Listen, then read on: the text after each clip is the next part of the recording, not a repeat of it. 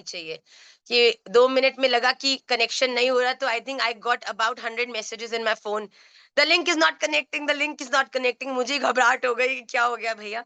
सो आज की क्लास को हम थोड़ा ग्रेजुअली आगे लेके जाएंगे, जिससे कि जस्ट इन केस कोई लोग जो पहले कनेक्ट कर रहे थे और because of the problem connection नहीं हो रहा था, वो भी अच्छे से कनेक्ट कर पाए। तो सबसे पहले हम राधा रमन लाल के श्री चरणों में अपने प्रणाम को निवेदित करेंगे, जिनके हेतु की कृपा के कारण हम सभी लोग अपने जीवन को इतनी सुंदरता से जी रहे हैं, इतने आनंद में जी रहे हैं, इतनी कृपा में जी रहे हैं। तो आइए सबसे पहले उनके चरणारविंद में प्रणाम करें। कृष्णाय वासुदेवाय हरये परमात्मने प्रणतः क्लेशनाशाय गोविन्दाय नमो नमः। सच्चिदानंद रूपाय विश्वोत्पत्त्यादिहेतवे तापत्रय विनाशाय श्रीकृष्णाय वयं नुमः। श्रीरामाय वयं नुमः, श्रीगौराय वयं नुमः। वन्देऽहं श्रीगुरौ श्रीयुतपदकमलं श्रीगुरुन् वैष्णवांश्च श्रीरूपं साग्रजातं सहगण रघुनाथान्वितं तं सजीवं साद्वैतं सावधूतं परिजनसहितं कृष्ण चैतन्य देवं श्री राधा कृष्ण पादान् सहगण ललिता श्री विशाखान्वितांश्च।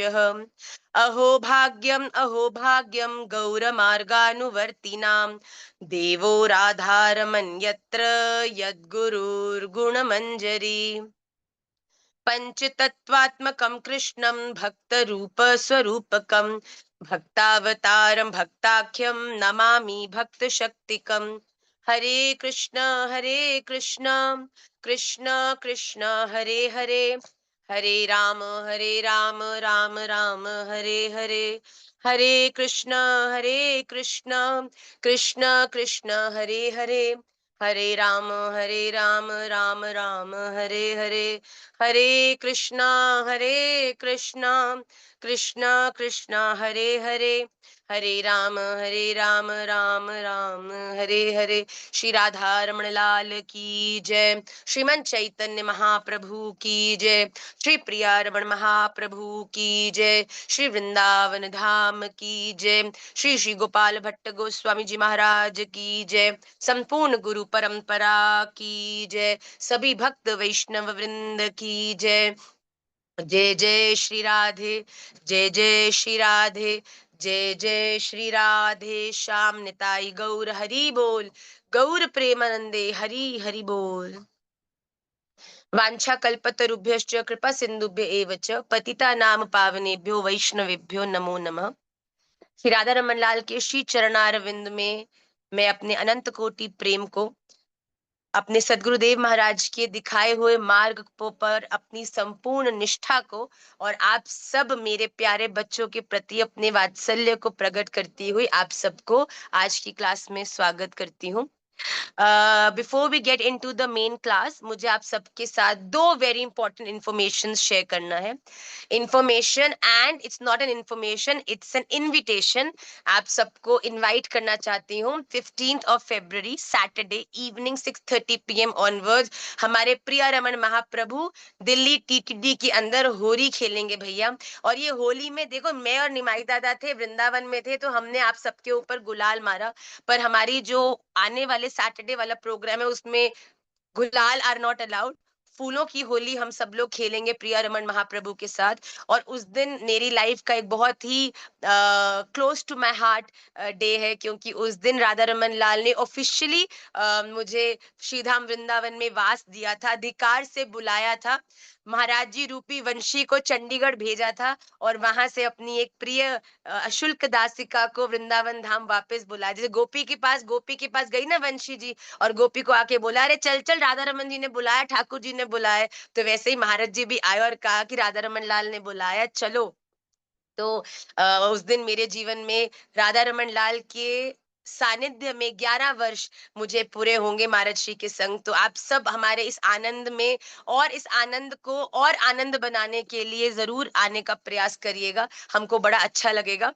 तो अगर आप में से कोई दूर से आ रहा है और कोई रहने की व्यवस्था की भी कोई आवश्यकता है, तो आप हमें संपर्क कर सकते हैं और हम आपकी उसमें मदद भी कर देंगे। और सेकंड इम्पोर्टेंट इन्फॉर्मेशन है, हाँ जी, टीटीडी दिल्ली में ही ये प्रोग्राम होने जा रहा है।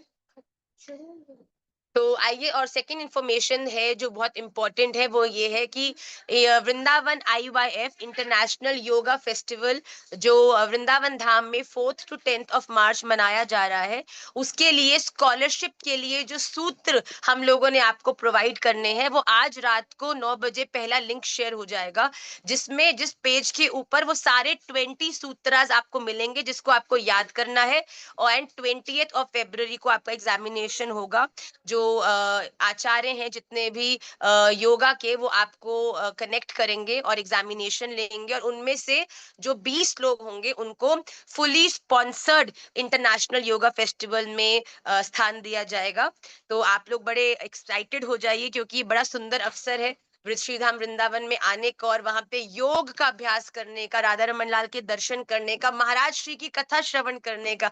ये चेरी ऑन द केक नहीं है, ये ओनली कह लो कि so many cherries and so many strawberries and so many good things on the cake है। तो एक ही अभ्यास के अंदर आपको कितना कुछ मिलने वाला है। श्रीधाम वृंदावन में 1 हफ्ते के लिए निशुल्क वास मिलने का भी बहुत आनंद आपको होगा। तो आप लोग जल्दी से उन सूत्रास को याद करके रजिस्टर कराइएगा। रजिस्ट्रेशन हम ओपन करेंगे, और तब आप उसमें जब अपने आप को रजिस्टर करेंगे, तब आप एग्जाम देने के लिए भी क्वालिफाई करेंगे। वो रजिस्ट्रेशन जो है वो हम लगभग 16-17 फरवरी को ओपन करेंगे। तो आप याद करना शुरू करिए सूत्रास को ऑफ योग, पतंजलि के जो सूत्रास हैं, और फिर एग्जाम के लिए अपने आप को तैयार करिए। और these two important announcements I had to make. The third announcement that I want to tell you is कि जो श्लोक मैराथन है, जिसके आधार पर हम लोग आने वाले कैंप में भी 20 बच्चों को इस वर्ष स्पॉन्सर करने वाले हैं कंप्लीटली। जो कैंप होगा वो भी 15th of March से हम लोग शुरू करेंगे। 15th of March से 15th of April तक हमारे मैराथन के श्लोक आएंगे, एंड 16th of April को the big day will be there, जिसमें हम लोग examination of the shlok marathon conduct करने वाले हैं। Examination will be oral. Examination is going to be face to face, one on one, और बाकी डिटेल्स उसकी आपको दे दी जाएंगी। तो ये थी इंफॉर्मेशन पार्ट। अब जल्दी से हम क्लास के अंदर प्रवेश करते हैं। निमाई पाठशाला की आज की ट्यूसडे क्लास हिंदी क्लास है, पर कोई अगर अंग्रेजी में भी क्लास लेना चाहता है तो Mondays we have the class in English. Jayashree Kaushik ji तो मुझे सुन नहीं पा रहे हैं। गौरव कुमार जी, आप सुन पा रहे हैं? पलक तिवारी जी, तो भैया अपने अपने अपने इंस्ट्रूमेंट्स या ये आईपैड्स वगैरह की वॉल्यूम ऊंची करो ना। मेरी वॉल्यूम तो बिल्कुल ठीक है। तो ये ऐसा होता है बच्चे। हम जीवन में ना पूरी जिंदगी दुखी रहते हैं, क्यों? क्योंकि हमको लगता है कि दूसरा व्यक्ति ये नहीं कर रहा, दूसरा व्यक्ति वो नहीं कर रहा। पर असलियत क्या होती है कि हमने खुद ने तो कुछ प्रयास किया नहीं। जब तक खुद प्रयास नहीं करेंगे तो दूसरा व्यक्ति क्या कर लेगा, बताओ? हम तो पूरे गला फाड़ के जोर जोर से बोल रहे हैं, पर अगर आपने म्यूट कर रखा है या वॉल्यूम 0 कर रखी है, तो इसमें अब हम कैसे आपकी मदद करें, आप बताओ? तो अपने वॉल्यूम को ऊंचा करिए। और हम लोग इस समय श्रीमद् भगवत गीता के 9th चैप्टर के प्रथम 5 श्लोक लास्ट क्लास में कर चुके हैं, और आज हम श्रीमद् भगवत गीता के 9th चैप्टर के जो श्लोक नंबर 6 है उससे प्रारंभ करेंगे। And please now stop writing in the chat box, please. It's a personal and a very humble request. It's distracting me. And आज की क्लास का जो प्रथम श्लोक है वो आपकी स्क्रीन पर रिफ्लेक्ट करेगा, और उसको बड़े ध्यान से आप लोग देखिएगा, और मैं भी बड़े धीरे धीरे उसको पढ़ूंगी, जिससे आपके पढ़ने का भी अभ्यास बनेगा। बड़े ध्यान से इसको देखिएगा। ओम श्री परमात्मने नमः। श्रीमद् भगवद गीता अथ नवमोऽध्यायः। अर्जुन उवाच यथाकाशस्थितो नित्यं वायुः सर्वत्र गो महान्, तथा सर्वाणि भूतानि मत्स्थानीत्युपधारय। यथा आकाशस्थितः नित्यं वायुः सर्वत्र गः महान्, तथा सर्वाणि भूतानि मत्स्थानि इति उपधारय। यथा जैसे आकाश से उत्पन्न, सर्वत्र गह सर्वत्र विचरने वाला, महान वायु मतलब हवा, नित्यम सदा, आकाश स्थित आकाश में ही स्थित है, तथा वैसे ही मेरे संकल्प द्वारा होने से सर्वाणि भूतानि, संपूर्ण भूत भूत मत स्थानी, मुझ में स्थित है ऐसा जान। भगवान ने अर्जुन को इस अध्याय के प्रारंभ में कहा कि अर्जुन, मैंने अभी तक तुझे बहुत सारा ज्ञान दिया है, जिसको अपने जीवन में उतारने से तू सही कर्म करने में सफल होगा। पर अर्जुन को भगवान का दिया हुआ ज्ञान समझ नहीं आ रहा, अभी भी कहीं ना कहीं वो अटैचमेंट में ही उलझा हुआ है। तो भगवान कहते हैं, अर्जुन अच्छा ठीक है, मैं तुझे इस अध्याय के माध्यम से क्या बताने वाला हूं, वो संपूर्ण ज्ञान। एग्जामिनेशन में पूरी बुक आने वाली है भैया, अच्छे से पढ़ लो। अब जब एग्जामिनेशन पास आ गया तो हाथ खड़े कर दिए, भैया पूरी बुक तो नहीं पढ़ सकते, पूरी बुक पढ़ने का तो समय ही नहीं है, समझ ही नहीं आएगी, सब ऊपर से ही सब ऊपर से ही जाएगा।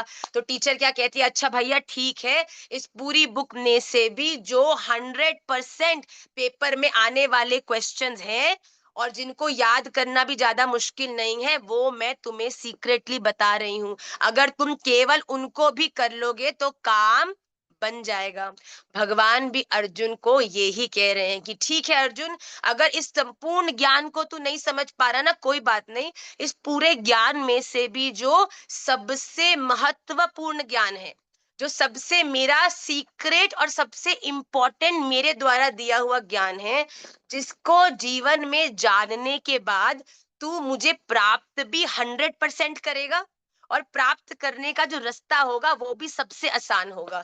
भगवान कह रहे हैं वो मैं तुझे बताऊंगा, जिसके कारण तू सब कुछ ना समझे ये भी समझ गया तो बात सफल हो जाएगी, बन जाएगी। तो भगवान ने अर्जुन को इससे पहले श्लोकों में क्या बताया कि इस दुनिया में सबसे ज्यादा जरूरी बात क्या है, इस ज्ञान को तेरे ऊपर असर करने का एक ही क्राइटेरिया है, और वो क्या है कि तुझे मेरे द्वारा बताए हुए इस ज्ञान में परम निष्ठा रखनी पड़ेगी, उसमें पूरा विश्वास रखना पड़ेगा कि ये जो ज्ञान है ये निश्चित रूप से मुझे भगवान की प्राप्ति कराएगा, तो और तभी वो ज्ञान भी अपना बल तुझे देने में सफल होगा। अब भगवान ने अर्जुन को क्या बोला कि जैसे आकाश के अंदर हमेशा क्या रहती है, हवा रहती है ना।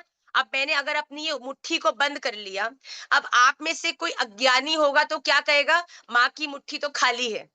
पर वही कोई परम तत्व ज्ञानी होगा तो वो क्या कहेगा कि माँ की मुट्ठी के अंदर वायु है, आकाश है कि नहीं है। इस दुनिया में कौन सी जगह है जहां पे वायु नहीं है, आकाश नहीं है। तो भगवान यहाँ अर्जुन को कहते हैं, वायु एक हवा का एग्जाम्पल देके, वायु का एग्जाम्पल देके क्या कह रहे हैं, जैसे वायु, हवा क्या है, आकाश से उत्पन्न होती है, आकाश में ही रहती है और आकाश में ही लीन हो जाती है ना। कभी आपने वायु को आकाश से अलग देखा है, हवा को आकाश से अलग देखा है? वायु और आकाश के अंदर कोई अंतर है, ये समझ सकते हो? तो भगवान कह रहे हैं जैसे हवा आकाश से ही उत्पन्न होती है, आकाश में ही रहती है और आकाश में ही लीन हो जाती है, और अगर उस वायु का आकाश में होने का प्रमाण तुमको चाहिए तो कैसे प्रमाणित करोगे? मैंने हाथ में आकाश पकड़ा तो कोई कहेगा माँ ये कैसी कैसी बात कर रहे हो, आपके हाथ में तो कुछ भी नहीं, आकाश कहाँ है? तो हमें क्या करना पड़ेगा, उस स्थान के ऊपर एक पंखे का प्रयोग करके, जब उस कमरे में पंखा चलेगा तो सहज जो आकाश, जो वायु हमारे आसपास हमें प्रतीत नहीं हो रही, उसका आभास हमको होने लग जाएगा, पता चलने लग जाएगा कि आसपास हवा विद्यमान है। तो भगवान कहते हैं ऐसे ही जितने भी प्राणी इस दुनिया में आपको दिख रहे हैं ना, ये सारे भूत समुदाय, ये सारे की सारी वस्तुएं, ये सारे के सारे लोग, ये सारे के सारे पशु, ये सारे के सारे जानवर मुझसे ही उत्पन्न होते हैं, मुझ पर ब्रह्म परमात्मा में ही रहते हैं, और एक दिन जब प्रलय आती है मुझ में ही विलीन हो जाते हैं। पर अगर उस मेरे भीतर रहते हुए अगर मेरी अनुभूति करनी हो, उसके लिए तुम्हें भी एक पंखा रूपी साधन की आवश्यकता है। और ये पंखा रूपी साधन एक वैष्णव के जीवन में क्या है, श्रवणम कीर्तनम विष्णु, स्मरणम पाद सेवनम, अर्चनम वंदनम साख्यम दास्यम साख्यम आत्म निवेदनम। ये जो नवदा भक्ति के जो 9 सूत्र है, ये ही एक वैष्णव के जीवन के वो 9 पंखे हैं, जिनको चलाने के बाद या जिनके आश्रय में आने के बाद एक व्यक्ति को सहज अपने जीवन में भगवान की अनुभूति भी होने लग जाती है। तो ये भक्त प्रहलाद जी ने जो भक्ति के नवदा भक्ति की जो 9 सूत्र बोले हैं, भगवान कहते हैं मुझे एक्सपीरियंस करना है तो कथा श्रवण करो, भगवान का हरि नाम करो, मुझे याद करो, मेरा अर्चन करो, मेरा वंदन करो, मेरे संग संबंध बनाओ, और सबसे बड़ी स्थिति तो क्या है, आत्म निवेदनम, अपने आप को संपूर्णतः अपने आप को मेरे चरणों में निवेदित कर दो। तो यहाँ पर भगवान ये बता रहे हैं कि इस दुनिया की एक भी चीज ऐसी नहीं है जहां पर, एक भी स्थान ऐसा नहीं है, एक भी प्राणी ऐसा नहीं है जो मुझ में ना हो और जिसमें मैं ना हूं। पर अगर आप मेरा अनुभव करना चाहते हो, उसके लिए आपको अपने जीवन में साधन करना पड़ेगा। साधन के बिना आप वायु का आभास अपने जीवन में नहीं कर सकते। तो भगवान ने यही कहा कि जैसे वायु आकाश से उत्पन्न होती है, आकाश में ही स्थित रहती है और आकाश में ही लीन हो जाती है, अर्थात आकाश को छोड़कर वायु कहीं नहीं जाती, स्वतंत्र सत्ता वायु की कुछ है ही नहीं। ऐसे ही संपूर्ण प्राणी भगवान से ही उत्पन्न होते हैं, भगवान में ही स्थित रहते हैं और एक दिन प्रलय आने पर भगवान में ही लीन हो जाते हैं। अर्थात भगवान को छोड़कर प्राणियों की कोई स्वतंत्र सत्ता है ही नहीं। पर इस बात को साधक दृढ़ता से स्वीकार कर ले तो उसको क्या पता चलेगा, मैं कुछ नहीं हूं, तू कुछ नहीं है, सब कुछ भगवान ही है। अर्थात इस दुनिया में भगवान के अलावा और कुछ भी नहीं है। अर्थात अपने जीवन में आपको हर चीज के साथ जब आप संबंध कर रहे हो, उसके साथ बरता रहे हो, तो ये बात सदा ध्यान रखो कि आप किसी प्राणी पशु पक्षी के साथ नहीं, बल्कि स्वयं भगवान के साथ ही उस कर्म को कर रहे हो। इससे क्या होगा, आपके कर्मों कर्मों को करने के उद्देश्य में, कर्मों को करने के तरीके में एक सात्विकता आएगी, जिसके कारण आप उन कर्मों को अच्छे से करोगे और आप कर्म बंधन से मुक्त हो जाओगे। तो भगवान कह रहे हैं अंत तो गत्वा, असली टैग लाइन तो ये है कि सब कुछ भगवान ही है। There is nothing in this world except the supreme. जो देख रहे हो वो भी सुप्रीम है, जो अंदर है वो भी सुप्रीम है, जो इस दुनिया के कण कण में विराज रहा है वो भी सुप्रीम है, और इस दुनिया में जो कुछ भी करने की ऊर्जा हमको मिल रही है वो ऊर्जा भी स्वयं भगवान ही है। अगले श्लोक में देखिए भगवान ने बड़ी सुंदरता से इस बात को और इलैबोरेट करके अर्जुन को समझाया है। अगला श्लोक देखेंगे, सर्वभूतानि कौन्तेय प्रकृतिं यान्ति मामिकाम् कल्पक्षये पुनस्तानि कल्पादौ वृषजाम्यहम्। कौन्तेय, हे अर्जुन, कल्पक्षये, कल्प के अंत में जब क्षय हो जाएगा, खत्म हो जाएगा, सर्वभूतानि मामिकाम, सर्व सब भूत मेरी प्रकृतिम, प्रकृति को यान्ति, प्राप्त होते हैं, अर्थात प्रकृति में लीन होते हैं, और कल्पादौ, कल्प के प्रारंभ में, तानी अहम पुनः विसृजामि, उनको मैं फिर से रचता हूँ।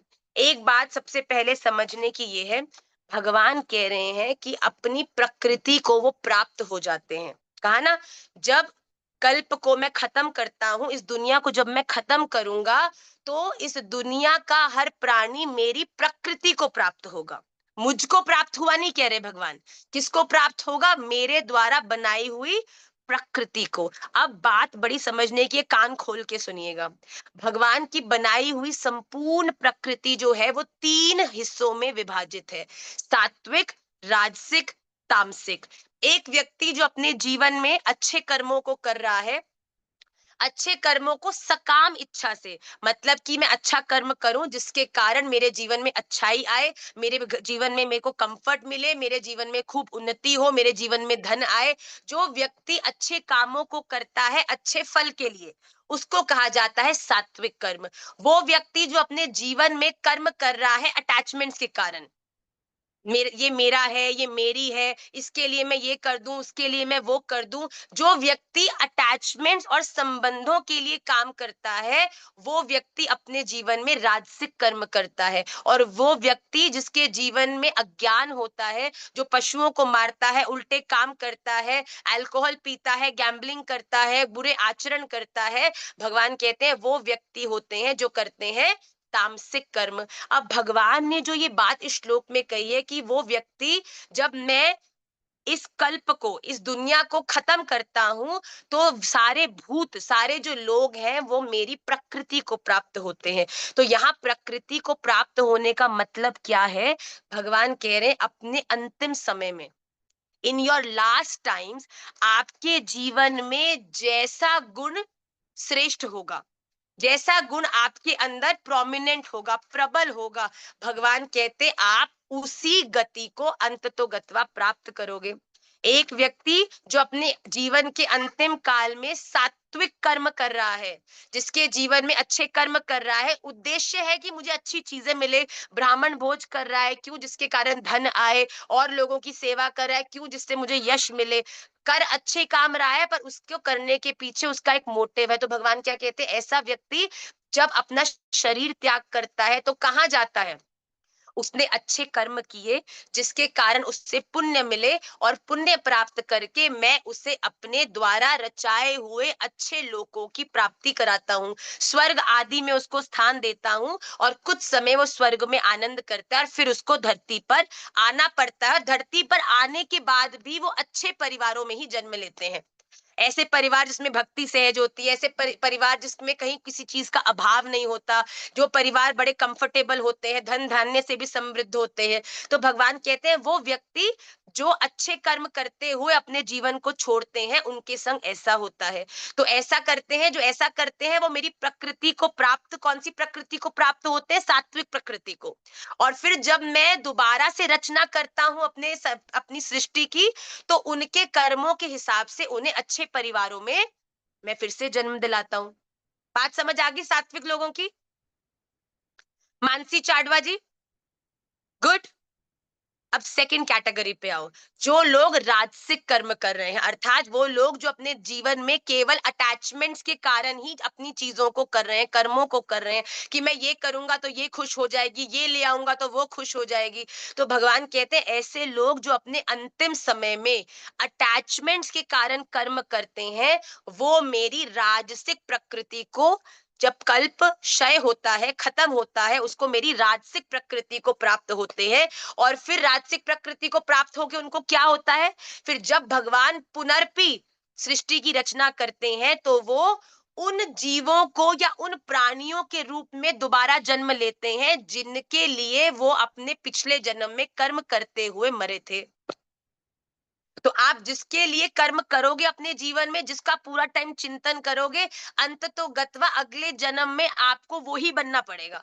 एक माता है, अपने बच्चों का ही ध्यान करती करती मरी, तो अगले जन्म में वो अपने बच्चों की बच्चा बनेगी, क्योंकि उसी का स्मरण करते हुए बच्चे का, मेरा बच्चा, मेरा बच्चा, तो बच्चा बन जाएगा माता, और माता बन जाएगी बच्चा। और भगवान कहते हैं कि ये मेरी राजसिक प्रकृति का रूल है। और वो लोग जो तीसरी श्रेणी में आते हैं, जो तामसिक होते हैं, जो बड़े ही बुरे कर्म करते हैं, एनिमल्स को खाते हैं, नॉनवेज खाते हैं, लोगों को पीड़ा देते हैं, गलत गलत कर्म करते हैं, भगवान कहते हैं उनको मैं देता हूं अधोगति। वो मेरी तामसिक प्रकृति को प्राप्त होते हैं, और जो लोग मेरी तामसिक प्रकृति को प्राप्त होते हैं, उन्हें मैं जब दोबारा से सृष्टि की रचना करता हूं, तो उन्हें मैं पशु, जानवर, मच्छर, और न जाने कितनी कितनी गलत और बड़ी ही मुश्किल योनियों में पुनर्जन्म दिलाकर उन्हें बड़ी ही पीड़ा देता हूँ। जो अपने आसपास आपको लोग दिखते हैं जो बहुत ज्यादा कष्ट में है, जिनको रोग हो जाते हैं, जिनको बहुत ज्यादा अपने जीवन में कष्ट होते हैं, बड़ी कम समय में अपने बड़े निजी लोगों को जिन्हें खोना पड़ता है, भगवान कहते हैं ऐसे लोगों को मैं ऐसी प्रकृति को प्राप्त कराकर उन्हें बहुत ज्यादा पीड़ा से उनको निकलना पड़ता है।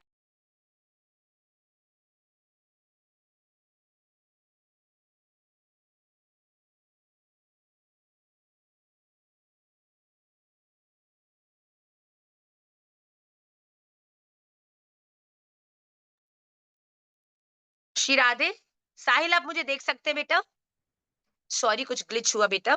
तो भगवान ने यहाँ पर तीन कैटेगरी, भगवान ने यहाँ पे इस श्लोक में बताया कि जब कल्प विश्राम होता है तो अपनी मेरी प्रकृति को हर एक भूत समुदाय, हर एक प्राणी मेरी प्रकृति अर्थात सात्विक राजसिक तामसिक प्रकृति को प्राप्त होते हैं। और फिर जब मैं दोबारा सृष्टि की रचना करता हूं तो अपने ही प्रकृति के अनुसार मैं दोबारा उनकी रचना करता हूं।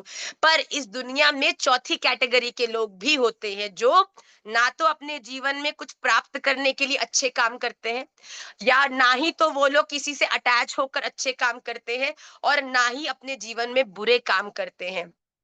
वो लोग भी होते हैं आप जैसे और हम जैसे, जो अपने जीवन के हर काम को केवल राधा रमन लाल की उस प्रसन्नता के लिए करते हैं। और भगवान कहते हैं वो लोग जो केवल मेरे लिए अपने जीवन के हर कर्म को करते हैं, वो ना तो मेरी सात्विक प्रकृति को प्राप्त होते हैं, ना ही मेरी राजसिक प्रकृति को प्राप्त होते हैं, और ना ही मेरी तामसिक प्रकृति को प्राप्त होते हैं। वो अपने जीवन में गुणातीत होकर, मतलब इन तीनों गुणों से भी अतीत, मतलब उनसे भी परे ऊपर उठकर वो मुझ पर ब्रह्म परमात्मा के निज स्थान अर्थात निकुंज को प्राप्त कर कर फिर दोबारा धरती पर जन्म नहीं लेते। ये भगवान ने स्पष्ट कर दिया है इस श्लोक से कि जो गुणातीत कर्म करते हैं, देखिए, let me explain you one thing very clearly.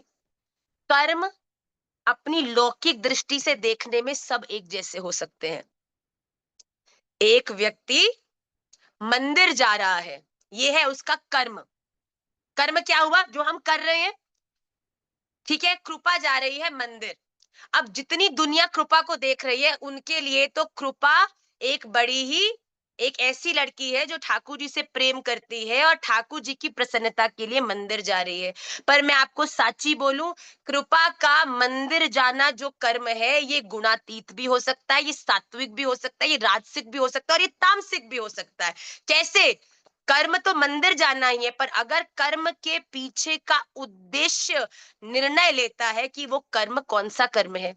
अगर मंदिर जाने का कारण केवल राधा रमन लाल के दर्शन करना और उनसे अपने प्रेम को प्रकट करना है, तो ये कर्म गुणातीत हो गया।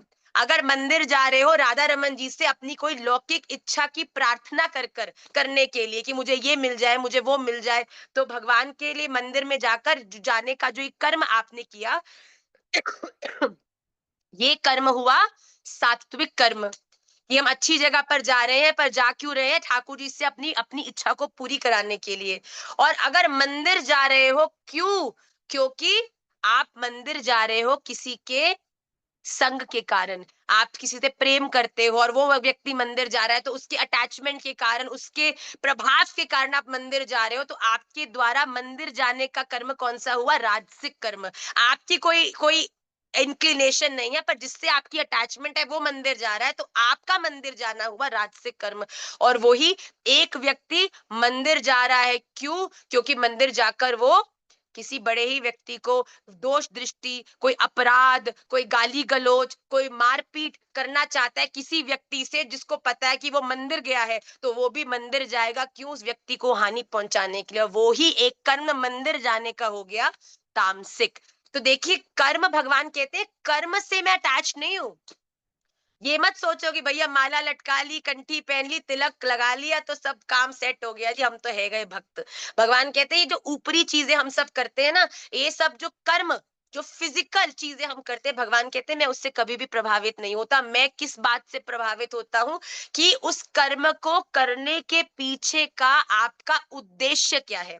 उद्देश्य गुणातीत है तो वो कर्म गुणातीत हुआ, उद्देश्य सात्विक है तो वो कर्म सात्विक हुआ, उद्देश्य राजसिक या तामसिक है तो इसी प्रकार वो उन श्रेणियों में बट जाता है। इसीलिए एक व्यक्ति दिखता हुआ कोई बड़ा ही भयंकर काम करता हुआ भी बहुत अच्छा कार्य करता हो सकता है, और एक व्यक्ति कोई बहुत अच्छा कार्य करता हुआ भी, दिखता हुआ भी, उसके उद्देश्य में अगर रीजनिंग गलत हो तो वो कर्म भी तामसिक हो सकता है। तो भगवान ने कहा कि जब कल्प खत्म होगा तो व्यक्ति अपनी अपनी कर्मों के अनुसार मेरी प्रकृति को प्राप्त होगा, और जब मैं दोबारा से प्रकृति की रचना करूंगा तो उन प्रकृतियों के आधार पर ही मैं दोबारा से उन व्यक्तियों को एक नए शरीर की, एक नए परिवार की, एक नए पूरे साधन की व्यवस्था उसके लिए जमाऊंगा। Are we all clear on this? Radhika Agarwal ji, clear? चलिए आइए नेक्स्ट श्लोक की ओर हम बढ़ते हैं। श्लोक नंबर 3। प्रकृतिं स्वामवष्टभ्य विसृजामि पुनः पुनः, भूतग्रामम् इमं कृत्स्नम् अवशं प्रकृतेर्वशात्। प्रकृतिं स्वाम अवष्टभ्य विसृजामि पुनः पुनः, भूतग्रामम् इमं कृत्स्नम् अवशं प्रकृतेः वशात्। स्वाम अपनी, प्रकृतिम प्रकृति को, अवष्टभ्य अंगीकार करके, प्रकृति स्वभाव के बल से, अवशम परतंत्र हुआ, इमम इस, कृत्स्नम संपूर्ण भूत ग्रामम भूत समुदाय समुदाय को, पुनः पुनः बार बार कर्मों के अनुसार मैं रचता हूँ। मतलब भगवान क्या कह रहे हैं, अपनी प्रकृति को अंगीकार करके स्वभाव के बल से परतंत्र। भगवान कह रहे हैं कि मैं अपनी प्रकृति के अधीन होकर, परतंत्र मतलब उसके अनुगत्य होकर, अपनी मर्जी से नहीं बल्कि प्रकृति के स्वभाव से, आपने जैसे कर्म किए हैं और जिस प्रकृति को आप प्राप्त हुए हैं, स्ट्रिक्टली उस प्रकृति के अंतर्गत ही बार बार सृष्टि की रचना कर कर वैसा वैसा शरीर, परिस्थिति, परिवार आपको प्रदान करता हूं। भगवान कहते हैं ये मेरा स्वतंत्र निर्णय नहीं है। इसलिए हम कहते हैं ना, राधा रमन जी आपने मुझे कहाँ दे दिया, ये मेरे साथ क्यों कर दिया, ऐसा परिवार मुझे क्यों दिया, ये सब जो क्यों के उत्तर है ना, ये केवल आप सबके ही किए हुए कर्म है, जिनके कारण आज आपको ये सब एक्सपीरियंस करना पड़ रहा। राधा रमन लाल कहते हैं मेरा पर्सनल इन्वॉल्वमेंट तो जीरो है भैया, जीरो। भगवान कहते हैं मैं तो स्ट्रिक्टली प्रकृति के स्वभाव के अंतर्गत, आपने जैसे कर्म किए, जिस प्रकृति को आप प्राप्त हुए, उस प्रकृति के अनुसार ही आपकी रचना हो सकती है। भगवान कहते हैं ये एक डेफिनेट रूल है, मैं इसमें कोई भी हस्तक्षेप नहीं करता। आपका जो जीवन है, जैसा जीवन है, उस जीवन की पूरी जिम्मेदारी आपकी है भैया। भगवान कहते हैं मैं तो केवल, अब बताओ 2+2 4 है, कोई व्यक्ति अड़ जाए कि भैया 2+2 तो 6 ही होंगे, तो भैया भगवान कहेंगे मैं 2+2 6 कैसे बोल दूं, मैं कृपा को बोलूं नहीं तो 2+2 6 कर। कृपा कहेगी भाई जब 2+2 4 ही होता है, मैं 6 कैसे कर दूं। भगवान कहते हैं भाई जब तुमने कर्म ही तामसिक किए हैं तो कैसे मैं तुम्हें जीवन के अंदर अच्छी व्यवस्था दे दूं। बताओ, तुम कितना भी भगवान को कोस लो, कितना भी भगवान से कंप्लेन कर दो, भगवान कहते हैं भाई मैं कुछ कर ही नहीं सकता। This is the rule, 2+2 is 4। I don't care what you feel about it, but the reality is this।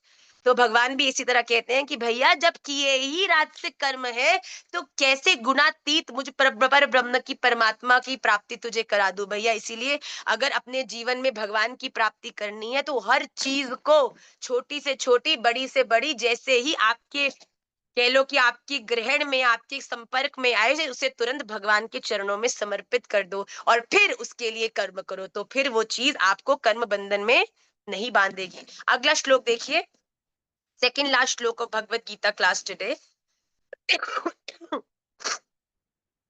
हे राधा रमन लाल,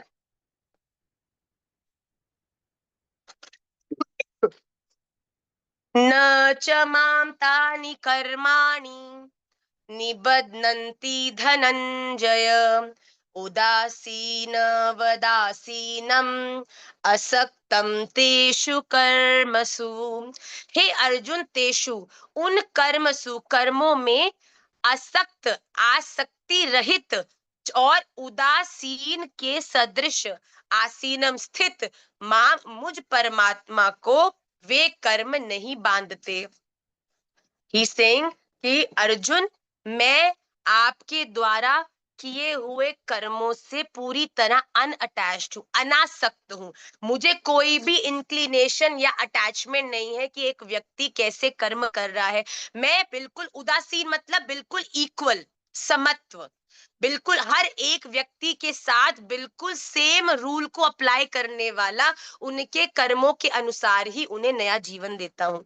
आप ये मत सोचो कि भगवान इसके प्रति, भगवान ने इसको तो इतना अच्छा जीवन दिया, तो भगवान ने इसके प्रति भगवान बायस्ड है और इसके प्रति भगवान की करुणा नहीं है। भगवान कहते हैं मैं इस दुनिया के हर व्यक्ति के प्रति अनासक्त, अनासक्त मतलब अनअटैच्ड हूँ उसके कर्मों के प्रति, और उसके प्रति इस दुनिया के नास्तिक से नास्तिक और आस्तिक से आस्तिक दोनों श्रेणियों में पूरी तरह से समत्व का अभ्यास करता हूं। मतलब I am equal for everybody. My rule of giving rebirth to anybody is going to be on the same logic. भगवान कहते हैं तुम जो कर्म करोगे उसके अनुसार ही जन्म मिलेगा, इसके अलावा कुछ भी कर लो, मुझे तुम किसी चीज में भी डेविएट नहीं कर सकते। भगवान ने कह दिया कि मैं इस सृष्टि को रचने के समय में अनासक्त और उदासीन होता हूं, मतलब कि अनअटैच्ड एंड अनबायस्ड, सबके प्रति बिल्कुल इक्वल।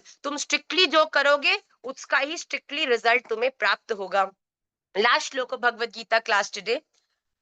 मयाध्यक्षेण प्रकृतिः सूयते सचराचरम् हेतुनानेन कौन्तेय जगद्विपरिवर्तते।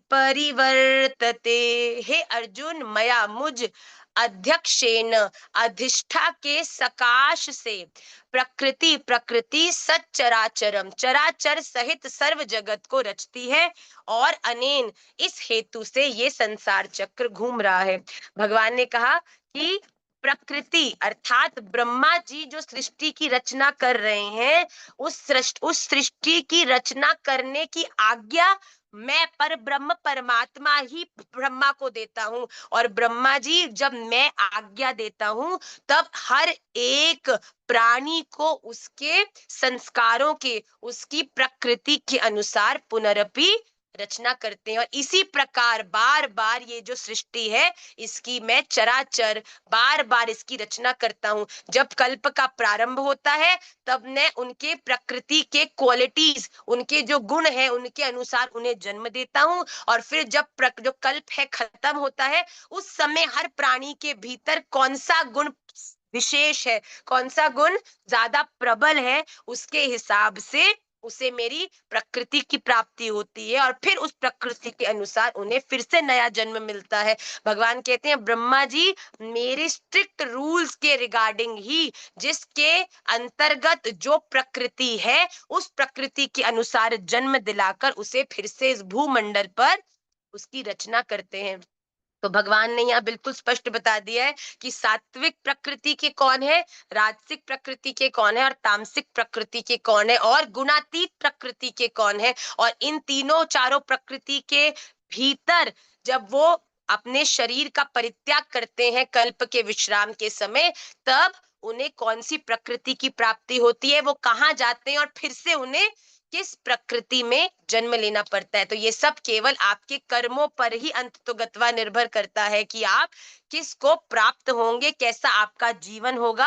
आपको बार बार कर्म बंधन में बंधकर सृष्टि में आकर सुख भोगना है, सृष्टि में आकर फिर से अटैच्ड होना है, या सृष्टि में आकर तामसिक कर्म करके फिर से अधोगतियों को ही प्राप्त होना, या फिर एक गति जिसका हम सब लोग प्रयास सदैव करते हैं, वो क्या है, राधा रमन लाल के चरणारविंद की गति, जिसके अंतर्गत हमारे जीवन में हर एक कर्म बिना किसी आशा के, बिना किसी इच्छा के, बिना किसी उद्देश्य के, केवल एक ही कारण से होता है, और वो क्या है, राधा रमन। हम लोगों ने अभी कुछ दिन पहले वृंदावन धाम का मार्जन किया। बहुत सारे लोग मिले, बहुत लोगों ने आशीर्वाद दिया, बहुत लोगों ने अप्रिशिएट किया। पर साची बताते हैं जितने भी लोग हम सब मार्जिन कर रहे थे ना, हम लोग बड़े उत्साहित थे। क्यों? क्योंकि हम लोग उत्साहित थे कि संध्या काल में जाके राधा रमन जी के दर्शन करने जाएंगे, और देखना आज राधा रमन लाल की दंतावली हम सबको जरूर जरूर दिखेगी। केवल मार्जनी सेवा का यही उद्देश्य था कि आज हम लोगों ने राधा रमन लाल को एक कारण दिया है कि वो आज प्रसन्न हो जाए। भैया, अपने घर मम्मी घर से बाहर गई हो और बच्चा मम्मी के आने से पहले घर की पूरी सफाई करके रखे, तो मैया आती है तो कितनी खुश होती है, कितना लाड़ लड़ाती है, कितना आशीर्वाद देती है, प्रेम देती है। वृंदावन वासियों ने, ब्रजवासियों ने तो खूब आशीर्वाद दिया ही, पर सेवा करते हुए हर एक वैष्णव का उद्देश्य था कि भैया जल्दी जल्दी सेवा करके राधा रमन लाल के दर्शन के लिए जाएंगे। आज तो हम सबको एक्सक्लूसिव दंतावली के दर्शन मिलने ही मिलने हैं। ठाकुर जी पक्का हमसे बड़े प्रसन्न होंगे। और साची बात है, जब हम सब लोग दर्शन गए, कितने लोग तो भावुक हो गए, कितने लोगों को की आंखों में आनंद के अश्रु थे कि राधा रमन लाल आपने तो ऐसी कृपा कर दी, इतने सुंदर ठाकुर जी ने मुस्कुराकर दर्शन दिए, दंतावली दिखाई। कि इससे ज्यादा किसी को क्या और चाहिए भैया।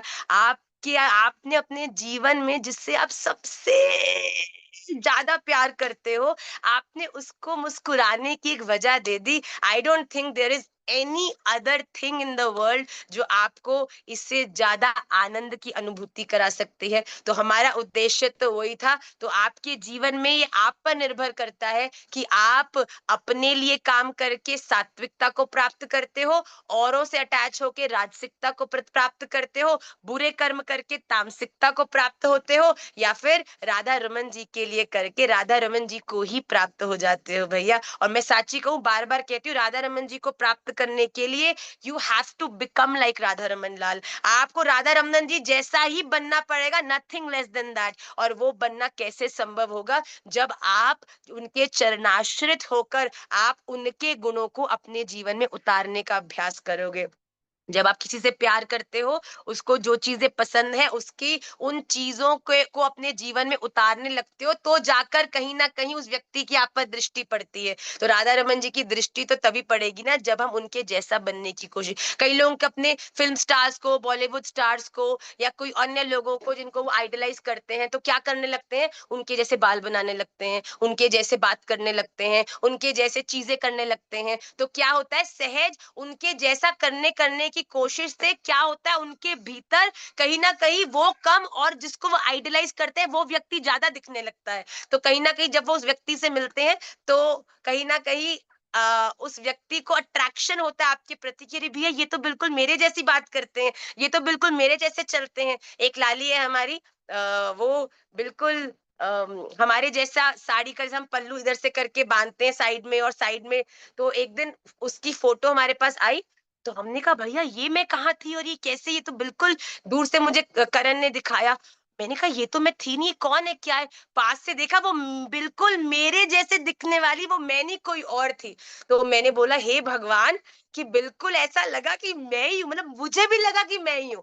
तो कभी कभी क्या कहते हैं ना कि किसी से आप बहुत प्यार करते हो ना, तो कहीं ना कहीं उसका भी झलक आप में दिखने लगती है। तो जैसे कि पति पत्नी बहुत संग साथ रहते ना, तो थोड़े समय के बाद एक दूसरे के जैसे लगने लग जाते हैं, एक दूसरे का स्वभाव उनका मिलने लग जाता है। तो इसीलिए हम सब भी प्रयास करें कि हम भी राधा रमन लाल जैसे हो जाएं। राधा रमन लाल जैसे देख सबको देखकर मुस्कुराते हैं, हम भी अपने जीवन में सबको खुशी बांटने का प्रयास करें। राधा रमन लाल जैसे किसी को भी के साथ भी इम्पार्शल होकर अपनी कृपा को परिवर्षित नहीं करते। हम भी सबकी मदद करें, सबकी सेवा करें, यथाशक्ति हमसे जो बन पड़ता है हम अवश्य करें, उन पे चूके नहीं। ऐसे करते करते करते करते एक दिन ऐसा भी आएगा कि राधा रमन लाल के जो गुण है, उनके जो कह लो आपकी उनका जो आनंद है, वो भी आपके जीवन में ऐसा प्रकाशित हो जाएगा कि अपने आनंद से आकर्षित होके ठाकुर जी की दृष्टि आप पर पड़ जाएगी। और राधा रमन लाल की दृष्टि पड़ गई तो भैया सृष्टि तो आनंदमय हो ही जानी है। तो आप सब इस बात का अवश्य ध्यान रखिए। आज हम विष्णु सहस्त्रनाम नहीं कर रहे हैं फिर से, क्योंकि क्योंकि क्योंकि अभी थोड़ा-सा लोगों का लैप्स चल रहा है, तो मेरा आप सबसे निवेदन है कि कम से कम आप लोग जितना हमने किया है विष्णु सहस्त्रनाम, उसका तो प्रतिदिन अच्छी तरीके से आप लोग पाठ करें, जिससे कि उतना मुखस्त अच्छे से हो जाए। नेक्स्ट क्लास में हम नेक्स्ट 2 श्लोकास को भी करेंगे। जल्दी से आज की क्लास के बड़े ही अद्भुत सूत्र को मैं आपको सुनाने वाली हूँ, बड़े ध्यान से आप सुनिएगा, बहुत सुंदर सूत्र है। एक बार एक किसान एक गुरुदेव के पास गया और कहने लगा, गुरुदेव मैं चाहता हूं कि आप मुझे भगवान का दर्शन कराइए। मैं प्रत्यक्ष भगवान को देखना चाहता हूँ, मैं देखना चाहता हूँ, उनसे बात करना चाहता हूँ, उनके सामने आना चाहता हूँ। तो गुरुदेव जो थे वो उसकी उसको देखकर मुस्कुराए और कहा, ठीक है, तो ऐसा करो, तुम्हें भगवान के दर्शन करने हैं, भगवान को प्रत्यक्ष अपने जीवन में देखना है, तो तुम ऐसा करो कि तुम अपने जीवन में एक नियम ले लो। तो उसने कहा, नियम? ये नियम क्या होता है? तो किसान को गुरुदेव ने कहा कि अच्छा तुम ऐसा करो कि तुम रोज का एक नियम लो कि तुम रोज मंदिर जाके ठाकुर जी के सामने प्रणाम करोगे। तो उस किसान ने बोला, अरे गुरुदेव कैसी बात करते हो, मैं किसान कामकाज वाला व्यक्ति, मेरे लिए कोई आसान थोड़ी है कि रोज मैं अपनी खेती करने जाता हूँ, कैसे मैं रोज मंदिर जाऊंगा, मेरे पास तो टाइम ही नहीं होता। तो गुरुदेव ने उसकी तरफ देखा और मुस्कुराया और क्या कहा कि चलो ठीक है, ऐसा करो कि अगर तुम्हारे पास समय नहीं है कि तुम रोज मंदिर जा सको, तो तुम ऐसा काम करो कि तुम रोज मंदिर के बाहर से निकल जाया करो, अंदर मत जाओ। मंदिर के बाहर से ही निकलते समय 2 मिनट रुक के बाहर से ही प्रणाम करके खेत चले जाया करो। तो किसान फिर से सैड हो गया, कहता, अरे भाई गुरुजी क्या कहते हो भाई, ऐसे कैसे? मंदिर दूसरी डायरेक्शन में है, मेरा खेत दूसरी डायरेक्शन में है, मैं अपनी खेत की उल्टी डायरेक्शन में रोज पहले इतनी देर जाऊंगा तो मैं लेट हो जाऊंगा, ये तो बड़ा मुश्किल है मेरे लिए, बहुत कठिन आप नियम बता रहे हो, तो होगा नहीं। तो उसने बड़ा सोचा सोचा, कहता, गुरुदेव मैं एक नियम बताऊं? तो गुरुदेव कहते, हाँ भैया तू बता दे, गुरु तू ही बता दे क्या नियम लेगा।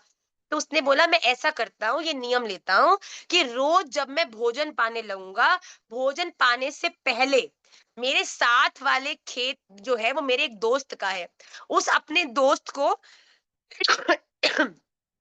अपने उस दोस्त को एक बार देखूंगा और फिर उसके बाद भोजन पाऊंगा, ये नियम मैं लेता हूँ। गुरुदेव ने कहा, ये कैसा नियम? उसने उस बंदे ने किसान ने सोचा कि दोस्त तो रोज खेत में आता ही है और रोज उसको देखकर मैं प्रसाद पाना तो मेरे लिए बड़ा आसान है, ये नियम तो बड़ा सुंदर है, कहीं जाऊं कहीं आऊं ये तो बड़ा कठिन हो जाएगा। तो गुरुदेव ने मुस्कुराया और कहा, ठीक है भाई, तू यही नियम ले ले कि रोज खाने से पहले अपने दोस्त को एक बार देख लियो, जो तेरे आगे वाले खेत में काम करता है, उसके बाद भोजन पा लियो। अब उस व्यक्ति ने रोज का ये नियम पकड़ लिया, खाना खाने से पहले, प्रसाद पाने से पहले अपने दोस्त को देखा और उसके बाद प्रसाद पा लिया। एक दिन जब उसका प्रसाद आ गया, एक तो पहले ही प्रसाद खेत पर पहुंचा लेट, उसके बाद जैसे ही प्रसाद आया तो उसने देखा कि उसका जो दोस्त था वो अगले खेत में दिख ही नहीं रहा है। तो बड़ा हैरान परेशान हो गया, भूख भी बहुत लगी, तो खेत में जो और लोग थे उनसे पूछा, अरे भैया मोनू कहाँ गया, दिख नहीं रहा, खेत पर नहीं है। तो जो खेत पे और लोग थे उस खेत में, तो उन्होंने बताया कि मोनू भैया तो तालाब तक गए हैं, आने में थोड़ा समय लगेगा किसी काम से, तालाब में कुछ जल को भरकर लेकर आ रहे हैं खेत तक।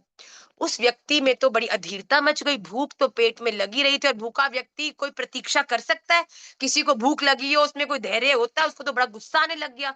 तो सोचा क्या करूं, तो तुरंत सोचा कि वो पता नहीं कब तक आएगा, मैं ही उसके पास चलता हूँ।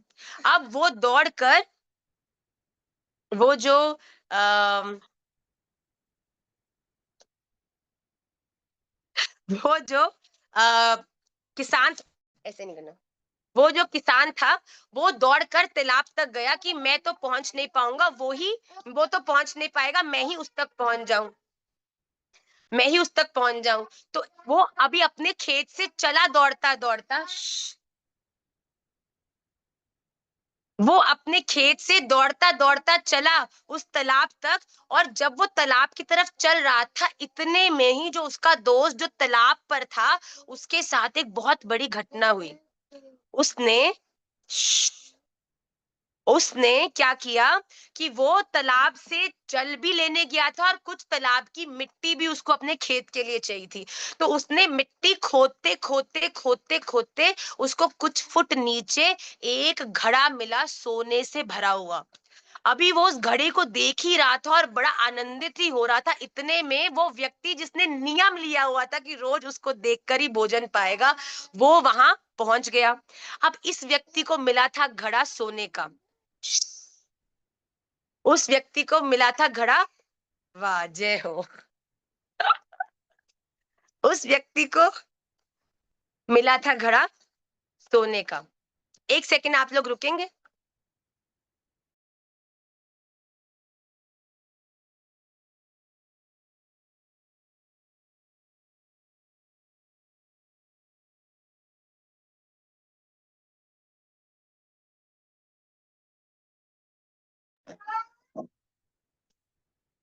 मैं क्षमा चाहती हूँ। तो वो व्यक्ति जब वहां पहुंचा तो उसके दोस्त ने जैसे ही देखा कि पीछे से कोई आवाज आई, हाँ मोनू, कैसा है? उसके हाथ में था घड़ा, उसने घड़ा तो साइड कर लिया। और जैसे ही किसान ने अपने दोस्त मोनू को देखा, कहा, हाँ हाँ देख लिया देख लिया, देख लिया देख लिया बोल के वो मुड़ गया। क्योंकि उसका नियम तो केवल उस व्यक्ति को, मोनू को देखना था, उसके बाद वो पा सकता था। अभी उस किसान ने ये नहीं देखा कि मोनू के हाथ में घड़ा है, इसमें सोना है। तो उसने तो बोला केवल देख लिया और वो मुड़ गया। अब मोनू को लगा कि उस किसान ने देख लिया कि इसके हाथ में घड़ा है सोने से भरा। तो उसने सोचा अब ये किसान जाके गांव में हल्ला कर देगा और गांव वाले ये घड़ा मुझसे ले लेंगे और मुझे कुछ भी नहीं मिलेगा। इतने में ही मोनू ने पीछे से चिल्लाया, अरे सुन सुन सुन। तो उसने बोला भैया बस देख लिया, उसको तो केवल देख के जाना था, भगना था। उसने उसको रोका, उसने कहा भैया देख, मुझे ये घड़ा मिला, इसका आधा सोना तू रख, आधा सोना मैं रखता हूँ, तू भी आनंद से रह, मैं भी आनंद से रहूंगा। वो किसान जो केवल तालाब पे मोनू को एक बार नियम के कारण देखने आया था, उसको इतना सोना मिल गया, उसकी तो हैरानी की सीमा नहीं रही, आनंदित हो गया, नाचने लग गया। अरे वाह वाह वाह, अभी तो गुरुदेव के द्वारा बताया नहीं बल्कि अपने द्वारे बनाए हुए नियम के कारण, कि जिस इस नियम से भगवान की मुझे प्राप्ति हो जाए, अभी तो केवल उसका पालन करा था तो देखो जीवन में इतना धन आ गया। अगर सच में गुरुदेव के द्वारा बताए हुए नियम को पूरी निष्ठा, इतनी निष्ठा से, जितनी निष्ठा से आज प्रसाद पाने से पहले मैं तालाब पर आ गया, इतनी निष्ठा से अगर गुरुदेव के बताए हुए नियम को मान लिया होता तो आज तो भगवान मेरे संग खेल रहे होते। भगवान की तो कब से मैं प्राप्ति कर चुका होता, उनका दर्शन कर चुका होता। उस व्यक्ति को अपने उस छोटे लाभ का समझ आ गया और उसने उस घड़े को अपने दोस्त को ही दिया। दोस्त कहता, अरे भैया किसी को बताना मत कि तुझ मुझे धन मिला है। अरे बोला भैया तुझे तो केवल लौकिक धन मिला है, आज तेरी के माध्यम से मुझे जो परम धन मिल गया है उसकी कोई सीमा नहीं है। सब कुछ छोड़ छाड़ के गुरुदेव के चरणों में जाके गिर पड़ा। गुरुदेव इतने छोटे से नियम का पालन करने से ये मिल गया, तो कहीं आपके द्वारा बताए हुए नियम का पालन करूंगा तो क्या नहीं मिल जाएगा। मुझे इन छोटे लाभों और धनों में नहीं फंसना, मुझे तो उस परमानंद परम धन की प्राप्ति करनी है जिसके सामने इस दुनिया के सारे धन फीके हैं भैया। देखिए ये जीवन का सूत्र एक बड़ी सुंदर बात सिखाता है। अपने गुरुदेव के द्वारा बताए हुए साधन में पूरी निष्ठा रखो। मैं साची कहती हूँ, गुरुदेव ने अगर ये भी कह दिया ना कि तुझे कोई माला नहीं करनी, कोई परिक्रमा नहीं करनी, कोई सेवा नहीं करनी, केवल अपने घर के बाहर लटके हुए खड़े, अपने घर के बाहर जो पेड़ है उस पे उल्टा लटक जा, उससे ही तुझे प्राप्ति हो जाएगी। तो मैं साची कहती हूँ कितने संसाधन कर लो, ठाकुर जी आएंगे ना आए, पर अगर गुरुदेव ने जो कहा, अगर उस पेड़ के नीचे जाकर या उस पेड़ से उल्टे लटक जाओगे ना, तब ही राधा रमन लाल भी तुम्हें छुड़ाने आएंगे, तुम्हें सीधा करने आएंगे। गुरुदेव कोई सामान्य व्यक्ति या शरीर नहीं है। गुरुदेव, आपको मैं साची कहूं, वो ज्ञान है जिसको प्राप्त करके राधा रमन लाल की प्राप्ति आपको होगी। हो सकती नहीं है, होगी ही होगी। अगर आपने अपने गुरुदेव के द्वारा बताए हुए रास्ते को पूरी निष्ठा से अपने जीवन में अपना लिया ना, हम लोग क्या करते हैं, गुरुदेव ने बोला ये करना है, हम ये तो करते ही हैं, उसके साथ साथ इतनी चीजें और करते हैं जिसके कारण जो मूल हमारी सेवा है, मूल जो ठाकुर जी गुरुदेव ने हमको सेवा दी है, उससे हम कहीं ना कहीं वंचित हो जाते हैं, उसको हल्के में लेते हैं, पूरी निष्ठा से नहीं करते, पूरे ध्यान से नहीं करते। मैं आपको साची कहूं, बहुत सारी चीजें करने से ठाकुर जी कभी नहीं मिलते। एक चीज जो गुरुमुखी, गुरुदेव द्वारा आपको बताई गई है ना, उस एक सेवा को अच्छी तरीके से करने से ही राधा रमन जी प्राप्त होते हैं। अगर किसी व्यक्ति को गुरुदेव ने कहा कि तुम्हारी जो सेवा है, वो तुम्हारी सेवा ठाकुर जी का इत्र लगाने की है, तो मैं साची कहूँ, इस दुनिया में प्रलय भी आ जाए ना, फिर भी ठाकुर जी को इत्र लगाना छोड़ना नहीं। चाहे और संसाधन और माला और परिक्रमा और दर्शन ये सब तुम्हारे छूट भी जाए तो कोई बात नहीं, क्योंकि राधा रमन लाल की प्राप्ति अगर तुम्हें होनी है, तो उस इत्र सेवा के माध्यम से ही होनी है। तो जब भी आप दीक्षा ग्रहण करें, तो गुरुदेव जो आपको साधन बताते हैं, आपकी जो सेवा बताते हैं, उसको बड़े ध्यान से सुना भी करिए और उसको पूरी तरीके से अपने जीवन में उतार कर उसे पूरे निष्ठा से उसको निभाइए, क्योंकि वो ही आपकी रोड टू राधा रमन लाल है, वो ही आपका मार्ग टू राधा रमन लाल है। राधा रमन लाल की आप पर दृष्टि क्यों पड़ेगी? जब आप और सेवाएं नहीं, उस एक सेवा को ही बहुत अच्छे तरीके से करोगे। इसीलिए क्वांटिटियों में नहीं फंस के क्वालिटी को अच्छे से करके राधा रमन जी से अपने लाड को लड़ाओ, अपने प्रेम को एक्सप्रेस करो। और आपने अगर वो कर दिया, तो ये जो देखिए राधा रमन लाल मिल गए, तो राधा रमन लाल के चरनार विंद में विराज रही लक्ष्मी जी, सरस्वती जी और जितने भी दुनिया के संसाधन है, वो तो आपको सहज मिल जाएंगे। पेड़ के नीचे छाया लेने जाओगे, तो पेड़ से फल, पेड़ से लकड़ी, ये सब तो आपको सहज मिल जाएगा। इसीलिए आप भी अपने उद्देश्य को बड़ा रखो, राधा रमन लाल के सचल रूप श्री सदगुरुदेव महाराज के दिखाए हुए साधन में पूरी निष्ठा रखो। बाकी सब चीजें तो आपके पाछे पाछे आ जाएंगी भैया। पर जब किसी ने एक बड़े नशे की लत लगा लेता है ना कोई, फिर छोटे मोटे नशों में आनंद नहीं आता भैया। जब आपको राधा रमन लाल के प्रेम का लत लग जाएगी ना, उनके प्रेम का आनंद आपको स्पर्श कर जाएगा, फिर इस दुनिया की छोटी मोटी खुशियों में ना आपकी रुचि कम हो जाएगी। इसीलिए अपने जीवन को सफल बनाइए, सदगुरुदेव के चरणाश्रित पूरे आनंद से होकर उस मार्ग पर बिना किसी संशय के, बिना किसी क्वेश्चन के, बिना किसी इस डाउट के कि औरों को तो ये, और लोग तो ये कर रहे हैं और मेरे को ये बोला है, तो मुझे होगा कि नहीं होगा, मेरे को प्राप्ति होगी कि नहीं होगी। दुनिया कुछ भी करे, दुनिया कैसे भी करे, उनके गुरुदेव उनको जो कहेंगे उनको वो ही करके मिलेगा। पर आपके गुरुदेव ने जो आपके लिए नियुक्त किया है, कम से कम आपको तो राधा रमन जी की उसी से ही प्राप्ति होगी। इस बात को हमेशा याद रखिएगा। अपने गुरुदेव के प्रति पूरी निष्ठा, पूरा प्रेम, उनका पूरा सम्मान सदैव करते हुए राधा रमन जी को देखो, गुरु और ठाकुर जी दोनों भी मिल जाए, तो पहले भगवान कहते हैं कि पहले गुरुदेव के ही चरणों को प्रणाम करना चाहिए, क्योंकि उनकी कृपा से ही ठाकुर जी आपको प्राप्त होंगे। अगर गुरुदेव आपसे रुष्ट हो गए, गुरुदेव का आपने सम्मान नहीं किया, उनके दिखाए हुए साधन पे आप नहीं चले, तो राधा रमन लाल तो देखेंगे भी नहीं भैया, मुड़ के भी नहीं देखेंगे। तो इसीलिए हमें सदा अपने जीवन में गुरुदेव को सर्वोपरि रखकर उनके दिखाए हुए रास्ते पर बिना किसी संशय से चलना चाहिए। इसी के संग हम आज की क्लास को विश्राम करते हैं। मेरा निवेदन है कि आप सभी लोग भगवत गीता के जो 5 जो हमने श्लोक किए हैं, उनको आप प्लीज पढ़िए और उसके अर्थ को भी और डीपर आप एक बार क्लास के बाद उसको दोबारा से रीड करके और चिंतन बिठाइएगा। और आज के सूत्र का जो उद्देश्य है कि गुरुदेव के दिखाया हुआ रास्ता ही राधा रमन जी के द्वार को खोलने वाला है, उस बात को हम सदैव याद रख के अपने जीवन में भक्ति के पथ पर आगे बढ़ते रहें। वांछा कल्पतरुभ्यश्च कृपा सिंधुभ्य एव च पतिता नाम पावनेभ्यो वैष्णवेभ्यो नमो नमः। आप सबके श्री चरणों में मैं अपना दंडवत प्रणाम करती हूँ और राधा रमन लाल से आप सबके लिए अनंत कोटि प्रार्थना करके आप सबकी प्रसन्नता की याचना करती हूँ। श्री राधा रमन लाल की जय।